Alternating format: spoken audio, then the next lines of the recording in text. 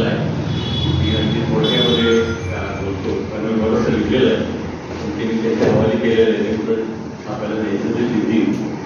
आणि गंमत अशी आहे की कादंबरीचं प्रकाशनाच्या वेळेला बोलायला मदत येते. कादंबरीवर चर्चा जेव्हा असते वाचली तेव्हा आणखी वेगळ्या पद्धतीने तपशिलामध्ये जाऊन बोल करते.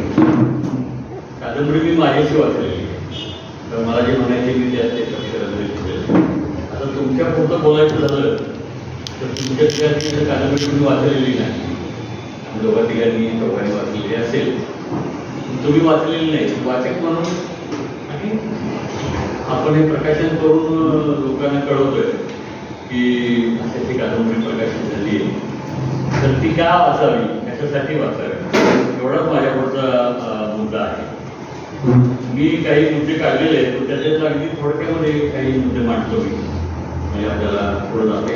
मुख्य जो आहे पुरस्कारचा कार्यक्रम थोडी फार महत्त्वाचा आहे. वसायदान जे काम करत आहे गेली 12-15 वर्ष ते बाळासाहेब लोरे त्याचा मला परिचय केल्यानंतर झाला. पण त्यांचा कविता संग्रह जो पहिला आहे मुंबईवरचा तो मला ग्रंथालयाने पाठवून दिला होता की त्याच्याबद्दलचं काय त्याला प्रतिक्रिया हवी असेल म्हणून पाठवलं त्यांनी. कविता मला वेगळी वाटली आणि त्यांच्या संदर्भात त्याचा काही मागे जो परिचय होता तो तेवढा चुकायचा होता. आत्ता कादंबरी वाचताना जो मागचा बायोडेटा वाचला मी तो वाचल्यानंतर मी असं मला दडपण आलं. ह्या गृहस्थ PhDचं गाईड स्वतः PhD आहे गाईड आहे गद्य लिहितं कविता लिहितं आणि संशोधनात्मक कित्येक गोष्टी करतो आणि बाकीचे उद्योग सगळे चालू आहेत. गेल्या 2 दिवसात 3 कार्यक्रम केले त्यामुळे इतके धावपळीत असणार आहे ते इतक्या बाजूला असतो. त्यांच्याशी माझं एक नातं आहे. जेव्हा साहित्य संमेलनामध्ये शिंदे मला तिथे एक अचानक काय झालं की आम्ही 10-12 जण आपोआप जमलो त्या चहाच्या ठिकाणावर आणि साहित्य संस्कृतीवर आपोआप एक परिसंवादच झाला तिथं.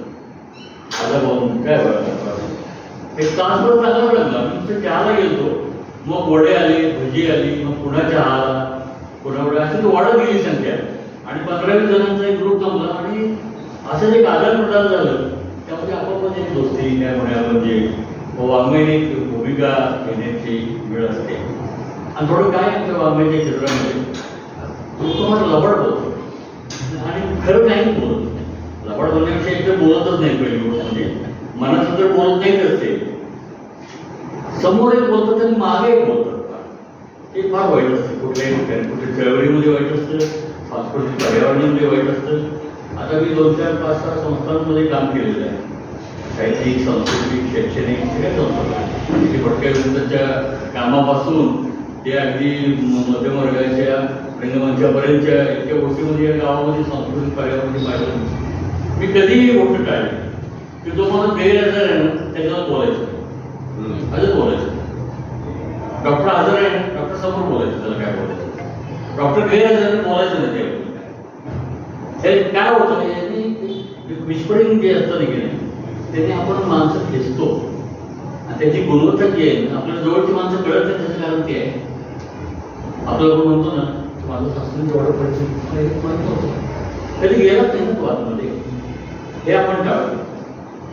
वाङ्मय नेमकं काय करतं साहित्य कुठलंही मी कुठल्या समाजात जन्मलो कुठल्या जातीत जन्मलो कुठल्या धर्मात जन्मलो कुठल्या पक्षात जन्मलो मला वाङ्मय कुठेही घेऊन जाऊ शकतो. अरविंद नाईक जेव्हा मी वाचलं गौरी देशपांडेंनी आम्हाला केलेलं अक्षरशः म्हणजे मी नव्हतंच या दुनियेत नव्हतंच. मी त्या दुनियेत जगतच नव्हतं. पण लहानपणी चांदोबा वाचायचो ना तर ते राजकुमाराबरोबर मीच तो असायचो. तेव्हा कळलं की साहित्याची केवढी मोठी ताकद आहे. ते मला घेऊन जातं कुठं कुठं पाहिजे. आज बाळासाहेब लोढेंची कादंबरी असतात ती मला घेऊन जाईल तर हा माझा सगळा संस्कार आहे 50-60 वर्षाचा ते जो मला साहित्याने दिलेला आहे. चळवळीमध्ये जेव्हा मी काम करायला लागलो तेव्हा जेव्हा खाली जायला लागलो त्याच्या समाजापर्यंत पोहोचायला लागलो तेव्हा लक्षात आलं की अक्षरशः अंधार आहे गडद अंधार आहे प्रचंड मोठा अंधार आहे. एक आश्रमशाळा काढणं म्हणजे सुद्धा एक मशाल पेटवण्यासारखं आहे. भयंकर अंधार आपण ठेवलेला आहे आणि तो सोयीनं ठेवलेला आहे.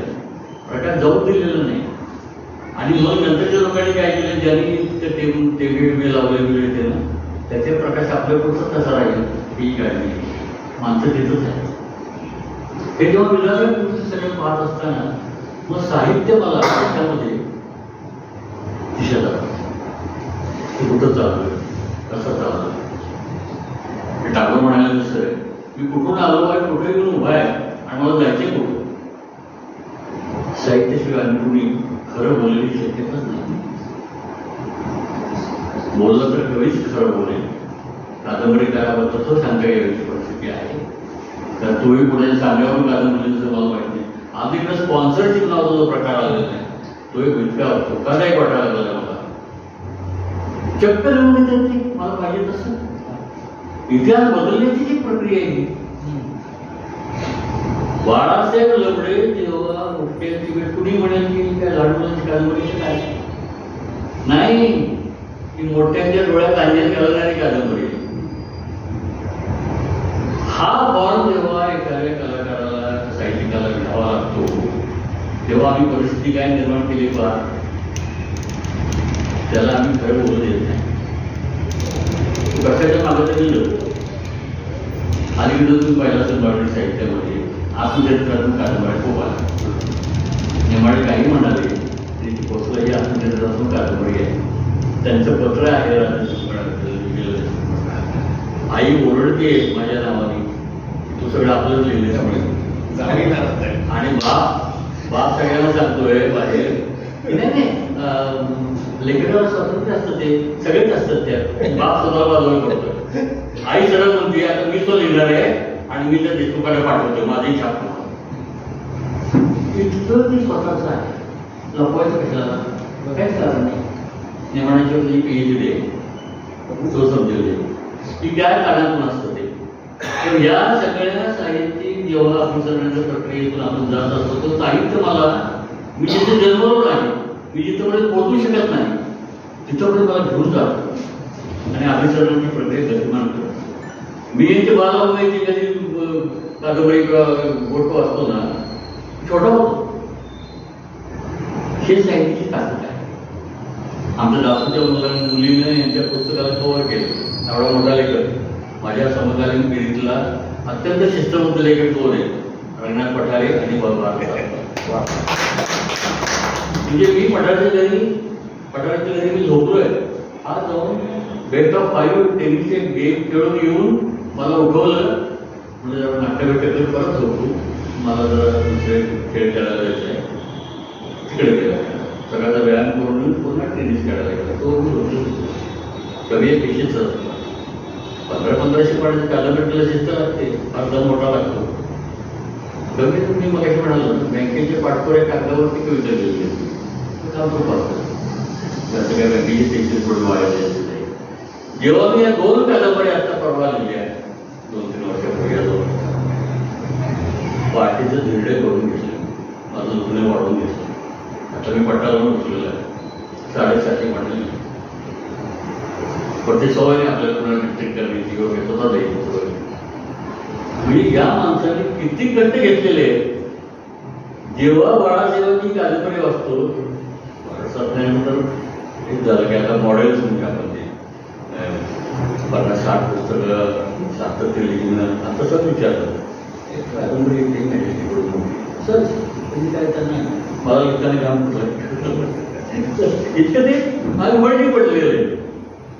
आता जशी कविता आम्ही अंगवळणी पडून घेतली आमच्या, तसंच येते तो नाही, त्याला बैठक लागते. बाळासाहेबांनी एवढ्या काळापर्यंत 5 कादंबऱ्या लिहिल्या आणि त्या वेगळ्या विषयावर लिहिल्या. आज ही जी कादंबरी आपल्या समोर दिलेली आहे ती वाचताना आमच्या रमेश वरकडे सरांनी फॅन्टसी केलं.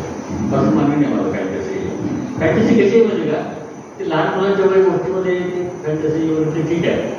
म्हणजे राक्षसी म्हणजे मध्ये आजी जाते याला चलले मोकळ्या ठीक आहे.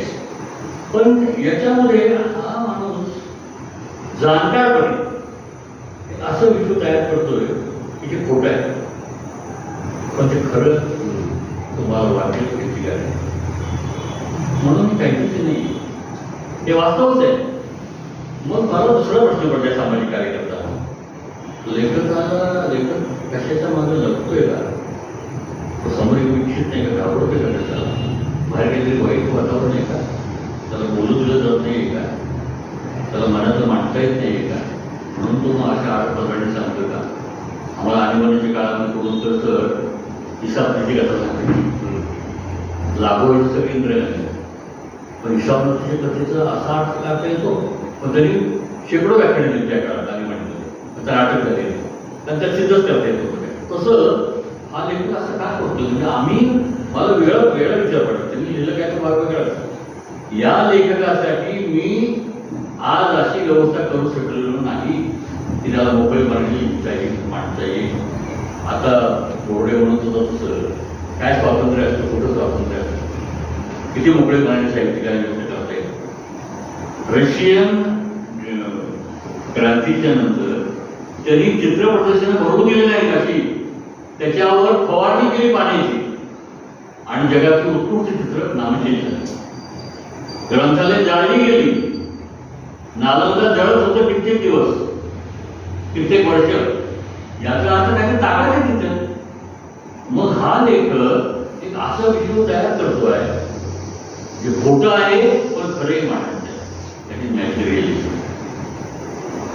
हा जो मार्केटने मांडलं मॅजिक रिअलिझम त्याच्या 100 Days of Solitude प्राईज मिळालं, त्या कादंबरीचा जो आता यानं आमच्या कांबेरी त्याच्या गावी जाऊन जो रिपोर्ट केला काल प्रकाश सगळ्यात पाठवायच्या असते ते वाचण्यासारखं आहे. त्याचा काही वाक्य मला वाचायला गेला होता. त्याच्या गावी गेल्यानंतर बाळासाहेबांच्या मार्केटची फार वेगळी परिस्थिती नाहीये, ते लक्षात घ्या. माझं जीवन देत नाही. मी आज काळात चरित्र लिहू शकत नाही. तो इतकडे कितीतरी आणि बनायला लागलेल्या लेखकाच्या मागे. मग त्याला असं काहीतरी विषय तयार करावं लागतं. म्हणायचं तर सगळ्यातच म्हणायचं, पण कशाचं तरी काढून म्हणायचं. म्हणून मग काय करतं बाळगीत म्हणायला तसं जे कल्पनेतलं आहे ते वास्तवामध्ये इतकं आणायचं की ते वास्तवात वाटलं पाहिजे, आणि वास्तवात कल्पनेत इतकं द्यायचं की वास्तविक कल्पनेमध्येच हे होईल.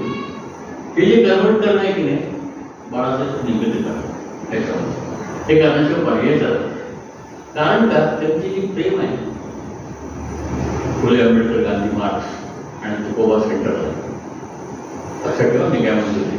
फुले आंबेडकर गांधी मार्च याची चौकट आहे आणि सेंटरला तुकोबा आहे. हे सगळे त्यांनी आजच्या काळात आणलेले आहे. आज असते तर काय झालं, गांधींनी संसद चाललेले ते भानगड, कालचं नीट परीक्षेत पोरं जे आता ही काय म्हणतात कॉक्रोच जनता पार्टी पोरं जे आता लाखो पोरं रस्त्यामध्ये उतरले ते मांडायचं कसं? मांडून दिलं नाही. आणीबाणीमध्ये काम केलं कार्यकर्ता आहे म्हणून सांगतो. इतक्या भयानक आणीबाणी नावाची गोष्ट काय असते.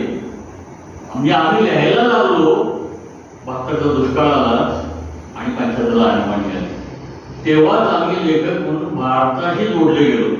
म्हणजे मी आता भारतीय पातळीवरचाच लेखकाशी जोडले गेलो. माझे लेखनावर कुणाचे लक्ष आहे. म्हणजे उमाशंकर जोशी जसं म्हणाले मी भारतीय लेखक आहे, मी गुजरातीमध्ये, हे आपण आता विसरलोय. लक्षात आलं का तुम्हाला? अभिजात भाषा म्हणजे काय?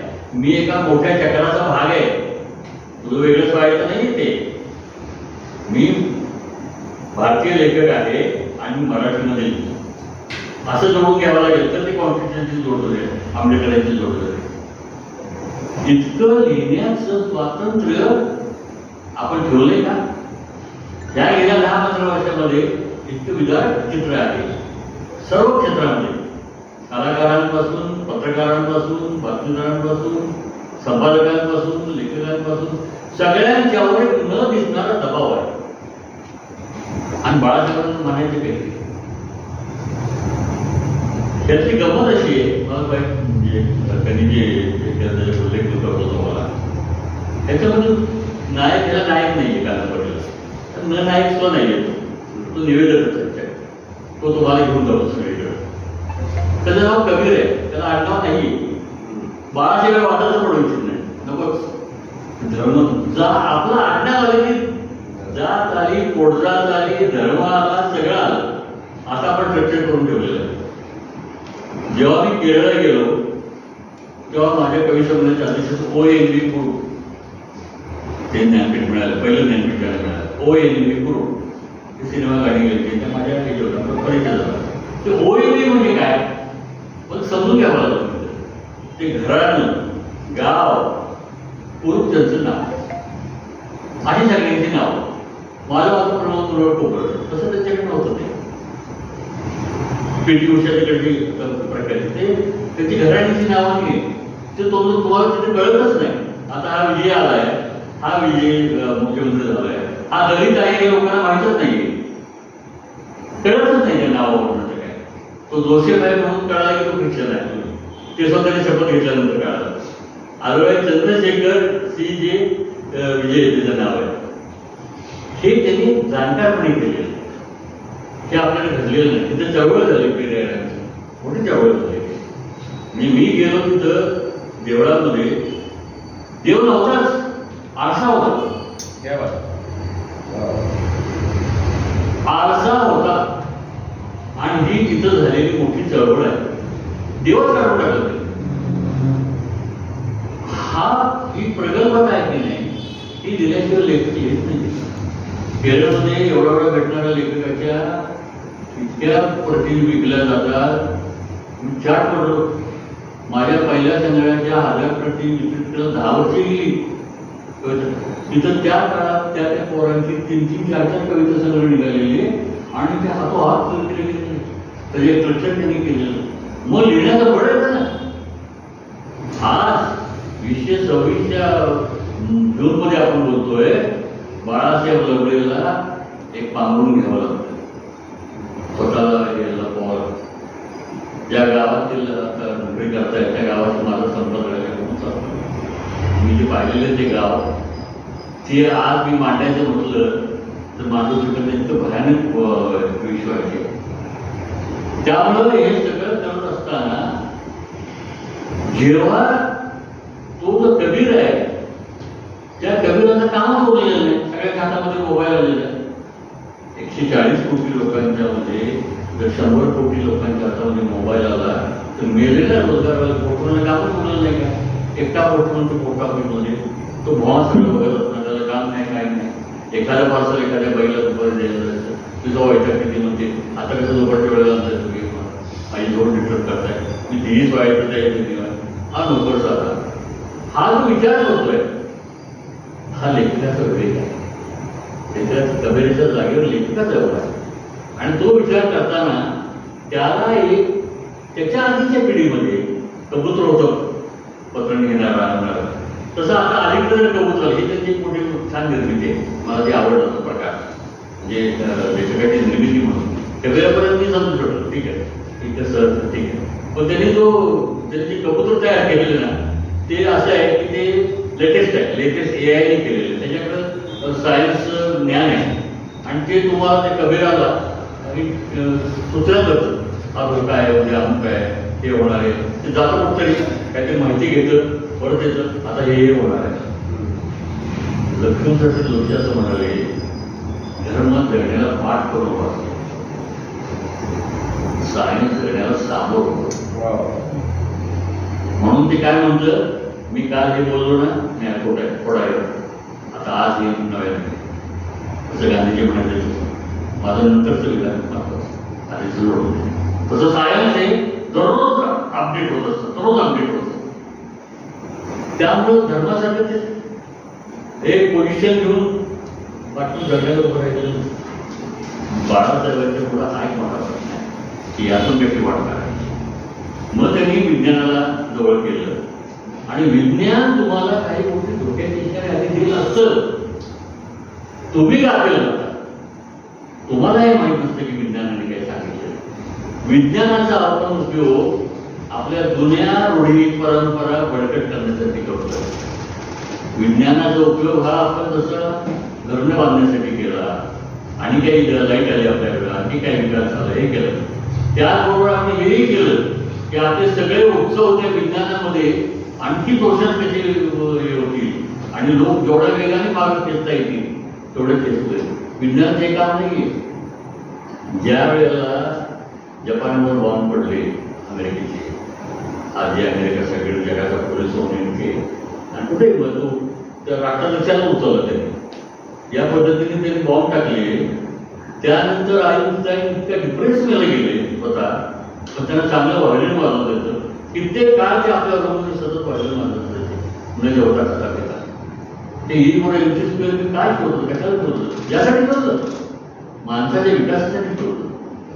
म्हणून विज्ञान हे माणसाच्या उपयोगासाठी, त्याच्या विकासासाठी. घरनं बांधा, आणखी काही करा, आणखी शोध लावा, आणखी माणसाला पुढे जातात. कॉम्प्युटरचा उपयोग चांगला करून घेतो. याचे सूत्रधार कोणते वेगळे आहे, बाळासाहेबांचं सूत्र असतो त्याच्यामध्ये.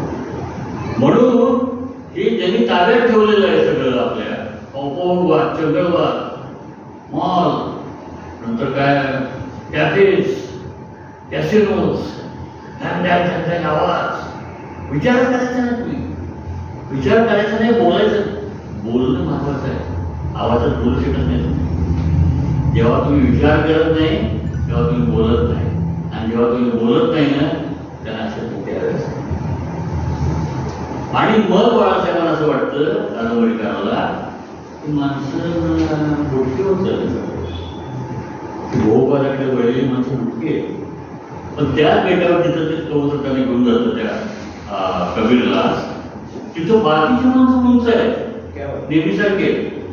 ती मूल्य पाळणारी, ती कष्ट करणारी, ती परिघावरची आहे, ती मधल्या वाट्याने जगत नाही, कुठल्याही मधल्या वाट्याने यश मिळवत नाही. ती कुणाला लाकडाला कुणाच्या वाढल्या पातळीवर पाहिलेत नाही ती माणसं. पण दुसऱ्याच्या मुंड्यावर पडून, स्मगलिंग करून, लोकांना व्यसनी करून, पुढच्या पिढ्याच्या पिढ्या बर्बाद करत जाणं, ही सगळी बुटकी होत चाललेली माणसं. असं त्याचं विजन. ते एकदा कळलं नाही आपल्याला त्या कादंबरीचं, की मग मी म्हणालो की ही कल्पना त्याने वास्तवामध्ये आणून खोटी वाटते का, ही कल्पना नाही. आता मी फिजिकली मोठी का मोठी असं बोलू द्या, पण मला आपलं पटतं ते. याच्या त्या कल्पनेतली गोष्ट वास्तवामध्ये आणून त्यांनी मला इतकी पटवून दिली. तो खरंच असं माणसं पाहतोय. आता मी काय म्हणालो त्याला तेवढं की तुम्ही फक्त एकच क्षेत्र घेतले, राजकारण किंवा अर्थकारण वगैरे, सर्व क्षेत्रामध्ये गुटके. कुठलं क्षेत्र नाही? शिक्षण क्षेत्रामध्ये गुटके नाही, साहित्य संस्कृती क्षेत्रामध्ये गुटके नाही, फिल्म क्षेत्रामध्ये गुटके नाही. बोलतात एक, करतात एक, अगदी मोठमोठे हिरो पासून ते खालपर्यंत सगळे. पडद्यावरची इमेज वेगळे, प्रत्यक्षातली इमेज जगणे वेगळं. गुटकीच गुटकी माणसं. आता उंच माणसं शोधायला फार अवघड झालेलं आहे. मी कुसुमारांकडे गेलो, पाय पडून घेतो त्याला आवडायचं. तात्या पाया झाले नाही तर डोकं पाहिला, मला डोकं टेकवू द्या. चक्क त्यांच्या दोन्ही पाया कपाळ लावलं. नाही कोणी माणसं काय शिक्षण क्षेत्रामध्ये चाललेलं, काय बांधकाम क्षेत्रामध्ये चाललेलं, काय आरोग्य क्षेत्रामध्ये चाललेलं, कुठलं क्षेत्र राहिलेलं आहे. आजही भ्रष्टाचारामध्ये कोर्ट नंबर 1 ला आहे आणि 2 नंबरला सरकारी ऑफिस आहे. त्या नंबरामध्ये बदल झालेला नाही. सामान्य माणसाला झोपू झालेलं आहे. किती मोठी माणसं आहे. बाळासाहेबांनी एवढा निर्णय घेतला, हे प्रत्येकाचे असे आणखी सिरेले उडले. गुटख्याचे बेट क्रमांक 1, बेट क्रमांक 2, बेट क्रमांक 3, अशी परिस्थिती आहे. ते भयानक अवस्था आहे. चांगल्या साहित्याची व्याख्याच ती आहे की ज्यात मी मला दिसतो. अक्षरवाक्य म्हणजे काय आहे? तुकोबा का मला आधी आढळला वाटतो, त्यात मी दिसतो ना. अरे त्याला संसार करता आला, प्रमोद कोपडे तुम्हाला संसार करता आला नाही, बायका कोण नाराज आहे तुमच्यावरती, हे तो म्हणाला तर अति परिस्थिती आहे. ते अक्षरवाङ्मय. आणि ह्या अक्षरवाङ्मयामधून मिळतं काय? त्या लेखकाला सतत प्रत्येक प्रकरणाची त्याने शेवट अभंगाने केलेली. तुकोबाला करायला घेतलेला आहे. तुकोबा हा लेखकाचा विवेक आहे, कॉन्शियस आहे. बाकी ही वैचारिक चौकट आहे. मी म्हणालो होती फुले आंबेडकर गांधी महाराज त्यांनी शेवट केला तरी कादंबरीचा. आता वाटतं झाला असता. इतका टोकदार तो गेला नाही, तेवढा सत आणि असतचा जो होतो तो गुटक्यांचा आणि उंच मंडळीचा जो मूल्यात्मक संघर्ष तेवढ्या त्याने आणखी नेता आला असता. पण ठीक आहे, ते आपल्या आपण देखील आधी अपेक्षा करत असतो, तो मुद्दा तो सोडून द्या आपल्या अपेक्षाचा भाग. पण मला स्वतःला असं जाणवलं की हा संघर्ष अटळ आहे का? अटळ. आज अटळ आहे, उद्या अटळ आहे, येणाऱ्या काळात अटळ आहे. याचं उत्तम उदाहरण काल ते लाखो पोरं दिल्लीमध्ये उतरलेले. येणारी नव्या पिढीची प्रश्न मी समजलो, मी पंचायतीला असतं माझ्या किती आयुष्य मला माहित नाही, त्या काठाला आलो मी. पण उद्याच्या पिढीसाठी मी काय म्हणून मला तुम्ही विचारलं तर तुम्ही मला काय दिलं, माझ्या काठात काय वाटत तर महागाई एवढ्या मोठ्या चरणाला जाते. काही लोक एवढे प्रचंड, म्हणजे मला आश्चर्य वाटते की दरवर्षी अब्जावधीची संख्या इतकी वाढते. त्या मंत्री खासदार आता उभे असतात, त्यांची प्रॉपर्टी डिक्लेअर करतात प्रत्येकजण. थोडी काय प्रत्येक प्रॉपर्टी 750 कोटी 750 कोटी कोटी काय नाही, म्हणजे लुटलंय नाही देशाला, लुटले त्याच्या. आणि नाव कुणाचं घेतलंय यांनी? लोकशाहीचं नाव घेतलंय. बाबासाहेबांचा आधार घेतलाय, गांधींचा आधार घेतलाय, जातीसाठी फुले आंबेडकरांचा आधार घेतलाय. आणि पुन्हा सगळं मिळून सगळ्यांनी लुटलेलं आहे. आणि त्या डाव आहे या सगळ्यांचा. मग तिथे यांची जात धर्म काही अडवायच नाही, ती बरोबर एकमेकांची चाकरी धरून जाते त्यांची. ते गडगडी दिसते लेखकांना ते मांडायचं आहे. काय पाहिजे तुला? साहित्य काही पाहिजे तुला, आणखी काय हवं? ते गप्प बसतो, गप्प बसायची किंमत, न बोलण्याची किंमत बघ. सगळं डोळे मिळून बघ, काय आई सगळं बोलायचं होतं काय आणि लिहायचं होतं काय. त्यावेळेला मग लेखकाला असे एक विषय तयार करतो जे मॅजिक वाटतं पण ते खरं असतं. यामध्ये बाळासाहेब मोठ्या प्रमाणात यशस्वी झाले. या 25 वर्षातली मराठी कादंबरी जी आहे तिची गंमत सांगायची तुम्हाला. मी एक वाचक म्हणून बोलतो बरं, मी काही समीक्षक नाही, पण तुम्हाला त्याची टर्मिनॉलॉजी माहिती नाही समीक्षेची, पण वाचताना माझी मतं तयार करायची. मी थोडा शिस्तप्रिय वाचक यासाठी मी भारतशास्त्री वाचताना अख्खा भारतशास्त्री वाचतो. माझी पद्धत नाही, मला कोणी सांगितलेलं नाही. मी जेव्हा व्हायला लागलो, ज्या परीक्षा पहिली परीक्षा दिली तर 3 महिने सुट्टी असायची, कारण आम्हाला पुढे लगेच मेडिकल किंवा इंजिनिअरला जायचं म्हणून मोठी सुट्टी. तर 3 महिन्यात मी काय केलं, मी ऐतिहासिक कादंबरी वाचतो, 50 ऐतिहासिक कादंबरी वाचतो. म्हणजे नाथ माधवपासून तर त्यावेळेला आचार्य जी दिसायचे ते 50 वाचतो. सगळे हरिभाऊ सगळे आले त्याच्यामध्ये. ऐतिहासिक कादंबरी हा इतिहास नाही. हे 18व्या वर्षी झालेलं मत आज 74व्या वर्षी काय आहे. हे जे आपल्या आपण शिष्ट करतो ना, भारतशास्त्री वाचताना मला आपल्या भारतशास्त्री का वाचा वाटतं?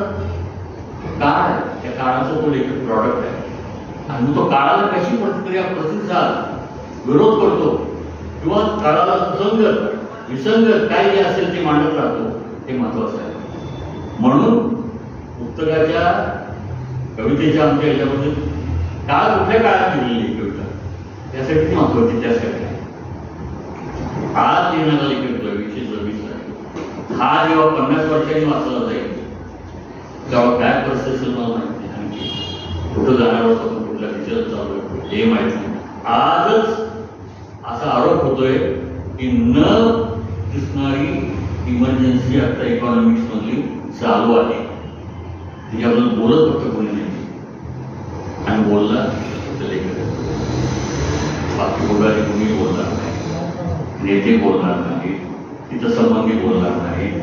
ते बोलण्याचं धाडस करण्याचं या कादंबरीमध्ये मला हे जाणवलं. बाळासाहेबांना अभिनंदन यासाठी करायला पाहिजे. माझ्या अपेक्षा आणखी असतील ते माझ्या वाचकून अपेक्षा बाजूला ठेवतात. पण लेखक म्हणून जो त्यांनी पट घेतलेला आहे, भले छोट्या स्लाइस म्हणून आपण हे सांगत असं होतो की 91 साली आपण जागतिकीकरण स्वीकारलं. त्याच्याने आमच्या विद्यापीठांनी आधीच मराठीकरण केलं होतं. दलित साहित्य, ग्रामीण साहित्य, आणि आदिवासी साहित्य, स्त्री साहित्य भिंती घालून ठेवल्या सोयी. त्याचे पुढारी असतात की नाही त्यांच्या सोयीसाठी.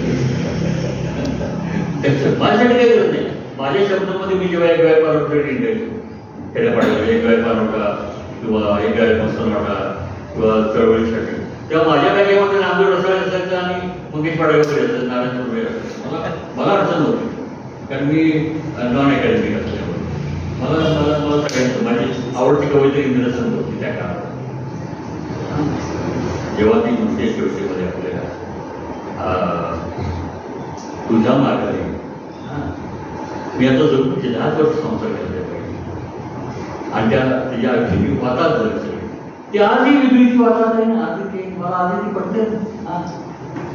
आणि त्यावेळेला मग ती कविता अशी परागीकरण जेव्हा करतो ना आपण, ही लाट जी आली काही नव्हती जागतिकीकरणाची, त्यात पहिल्या त्या भिंती पडल्या थांब थांब थांब थांब थांब.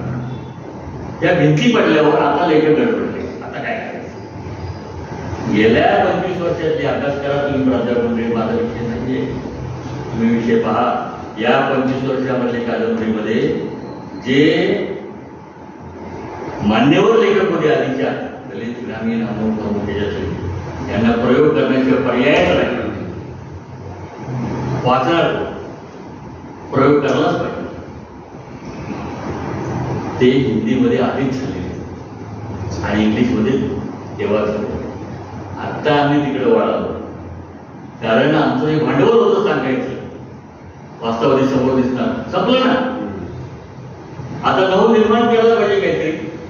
काय करणार? वास्तवाला भेटणारच काय, जाणारच काय. अशी गोष्ट झाली 25 वर्षाच्या मराठी कादंबरीचा. 90 वर्षाचं सुरू झालेलं आहे. त्यातली पहिली 25 वर्ष त्या आपल्याला ओळख मिळाल्याचा फायदा घेतला पाहिजे. आणि लेखकाला जे भान घेता आहे ही फार आनंदाची गोष्ट आहे. आता तुम्ही दलित ग्रामीण आदिवासी नामुके मराठीवर विसरून जा. आता म्हणा वास्तववादी आहे, अतिवास्तववादी आहे, मॅजिक रिअलिझम मधले आहे, त्याच्यामध्ये जा. आता तुम्ही सैद्धांतिकडे जाण्याशिवाय तुम्हाला पर्याय बोललेला नाही.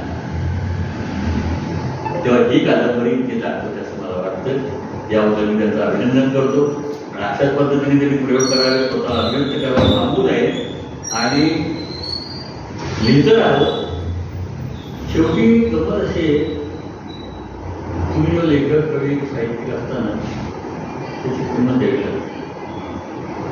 त्याला घाबरून नाही चालत. म्हणजे पोलिसांचं माझ्यावर लक्ष आहे हे मला माहिती आहे.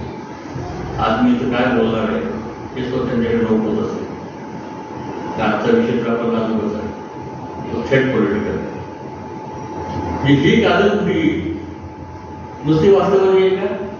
ती राजकीय आहे, ती आर्थिकीय आहे, ती सामाजिकीय आहे. याचं कारण असं, आपण सर्व क्षेत्रामध्ये जे वाटोळ करून ठेवलेलं आहे, लेखाला सापडण आता ते एवढं सापडण तेवढं होतो, आता पुढचं सापडण तेवढं होतो. तो प्रयत्न करतोय की बोलण्याचा आणि तुमच्या पुढं मांडण्याचा. हा सत्याचा शोध आहे आणि सत्य ही अशी गोष्ट आहे. गांधी नावाचा एक माणूस होऊन गेला आहे, 100दा मारला त्याला वगैरे, तो मरत नाही. तो तुम्हाला दुकानेच बसतो तुमच्या. त्यानं सतत सत्य अहिंसा आणि आग्रह झाला त्याचं कारण ते आहे. मार्क्स असा माणूस त्याच्या पुढं जाऊन जेव्हा कल्चरल हेजिमनीचा सिद्धांत मांडला जेव्हा इटालियन संशोधकांनी, तेव्हा काय झालं ते आता तुम्ही अनुभवत आहे ना की आता काय चाललेलं आहे. कल्चरल सांस्कृतिक दहशतवाद निर्माण करूनच माणसं ताब्यात घेणं चाललेलं आहे. नुसतं इकॉनॉमिक्स नाही आहे त्यामध्ये, तर बऱ्याच गोष्टी आहेत. तर धर्म आहे, राजकारण आहे, हे सगळं आणून माणसाचं शोषण करण्याचा हा जो काही सगळा भाग घातलेला आहे. हे सांगणार तो कुणाला आणि वाचणार तो. शहाण्या वाचणार काय गुटख्याची भेट म्हणजे काय आहे ती माणसं मरतो. तो एक डॉन मरतो, दुसरा डॉन मरतो, तिसरा डॉन, पण ते मरत नाही, ते तयार होत असतात ते नवीन नवीन. तरीही मूल्यात्मक सगळा दिलाच पाहिजे, सातत्य मांडलंच पाहिजे. जसे शरीफ मागायचे म्हणाले, नाही या गावात करत राहिलं पाहिजे. एक तरी झाड लागेल कधी ना कधी. माझी आजी म्हणायची काय थोडं दम थोडं होईल, होईल. पण आपलं काम आपण करत राहिलं पाहिजे. लेखकाचं जो ब्रीज आहे, साहित्यिकाचं ते काय म्हणतो वसा घेतला त्याला, तो तर त्याबद्दल मी अभिनंदन करतो. आणखी नवं काही असंच दमदार अस्वस्थ करणार ती कादंबरी मनोरंजन नाही बरं, मनोरंजन नाही आहे ती. तुम्हाला वाटेल नावावरनं अरे काय दिसते काहीतरी जादूटोणा वगैरे असं काहीतरी भानगड नाही ते वाचायला गेल्यानंतर पण ते वाचन येत आहे. लेखक आपल्याला ओढत घेऊन जातो आतमध्ये त्या बेटावरती नेतो ते सगळं दाखवतो काय चाललंय वगैरे ते. तर काही प्रसंग मला नेहमी आठवतो. तुम्हाला छान आहे प्रसंग म्हणजे विदारक आहे छान. म्हणजे त्या झोपडीला वेढा पडला पाण्याचा आणि त्या मुलीचं ते बाळापर्यंत सगळं प्रकार आहे. इतकं हवकलो मी ते वाचल्यानंतर काय माणूस झोपत असेल त्याचा हा सगळा मोठं मांडणं हे विविध कलाकाराचं साहित्यिकाचं जे कर्तव्य आहे ते करत राहिलं पाहिजे. जे जे त्याला सत्य सापडेल ते मांडत राहिलं पाहिजे. शेवटी आयुष्यभर साहित्यिक हा सत्याचा शोध घेतच असतो. ते काय मिळतं असं नाही पण त्या शोधाच्या मागे धावत राहण्याचं जे काम आहे बाळासाहेब चांगला प्रयत्न करतात. त्याबद्दल अभिनंदन. माझ्यासारख्या नॉन अकॅडमिक माणसाला बोलवून त्यांनी आधी प्रकाशन आणि सगळे केला वारसा त्यांची गाठ 5 वर्षांनी पडली. जॉन आणि अँजेली बक्षी हे 83 साली त्यांचं पहिलं पुस्तक जे होतं ते कथाही आमच्यामध्ये वगैरे वाचल्या होत्या ते त्यांचं पहिलं पुस्तक. आता ते 60 पुस्तकांपर्यंत झालेले आहेत. ऑर्डरला एक दमदार आणि मोठा लेखक सातत्याने लिहिणार आहेत आणि त्यांनाही लिहिण्यासाठी मी आणखी सदिच्छा देतो. खूप छान छान आणखी या तुम्ही खूप विषयामध्ये लिहिता तसंच बाळासाहेबांकडे सांगतो विषयानं मोकळ ठेवा, स्वतःला मोकळ ठेवा. अशी कादंबरीकारच मला व्हायचं आहे नक्कीच काही व्हा पण मोकळं व्हा. जे होईल त्याच्यावर सदिच्छा थांबतो. धन्यवाद.